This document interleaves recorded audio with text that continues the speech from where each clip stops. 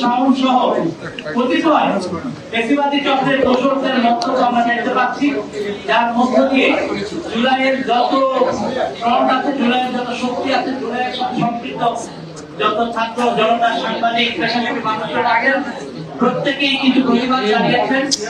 এবং আমরা মনে করি জুলাই সবার, জুলাই জনগণের, জুলাই বাংলাদেশের জনগণের মুক্তির স্মারক এবং আমাদের জনগণ জুলাইয়ের মধ্য দিয়ে নতুন পরিবর্তনের, নতুন বাংলাদেশের স্বপ্ন দেখেছে। প্রথমত আমাদের গতবারের জুলাই পদযাত্রা আমাদের তিনটি বিষয় ছিল: বিচার, সংস্কার এবং নতুন সংবিধান।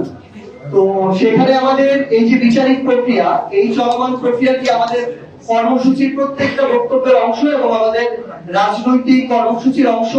এটা শুধু পার্টি হিসেবে জাতীয় নাগরিক পার্টি এনসিপির চাওয়া নয়। আমরা মনে করি যারা জুলাই অভ্যুত্থানে অংশগ্রহণ করেছে, যেই দলেরই হোক, যেই ধর্মের হোক, যে মতের হোক, প্রত্যেকেই তাদের জায়গা থেকে চাইবে যে আমাদের এই যে প্রয়োজনীয় সংস্কারগুলো, যেগুলো গণভোটে রায় হয়েছে, সেই সংস্কারগুলো হতে হবে।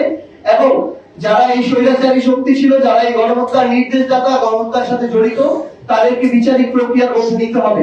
আমরা আজকে আমাদের স্বরাষ্ট্রমন্ত্রী জনাব সালাউদ্দিন আহমেদের বক্তব্য শুনেছি। সেখানে শহীদ পরিবার এবং জুলাই যোদ্ধা আমাদের যারা রয়েছেন তাদেরকে নিয়ে যে আয়োজন আমাদের মাননীয় প্রধানমন্ত্রীও ছিলেন, সেখানে স্বরাষ্ট্রমন্ত্রী জনাব সালাউদ্দিন আহমেদ স্পষ্টভাবে বলেছেন যে এই আওয়ামী লীগ হচ্ছে গণহত্যার রাজনৈতিক দল, রাজনৈতিকভাবে আওয়ামী লীগের পতন হয়েছে এবং দল হিসেবে আওয়ামী লীগের বিচার করা হবে। আওয়ামী লীগের দাফন হয়েছে দিল্লিতে এবং এই আওয়ামী লীগ বাংলাদেশের রাজনীতিতে আর কোনোদিন ফিরে আসা সম্ভব নয়। আমরা চাই বিএনপির মুখপাত্র হিসেবে জনাব সালাউদ্দিন আহমেদ যে বক্তব্য দিয়েছেন, এই বক্তব্য, কথা এবং কাজে আমরা যেন এটার বাস্তবায়ন দেখতে পাই। এবং আমরা প্রত্যাশা করি গণঅভ্যুত্থানে অংশগ্রহণকারী রাজনৈতিক দল হিসেবে বিএনপির প্রত্যেকটি নেতাকর্মী তাদের অন্তরে এই চাওয়াটি ধারণ করে।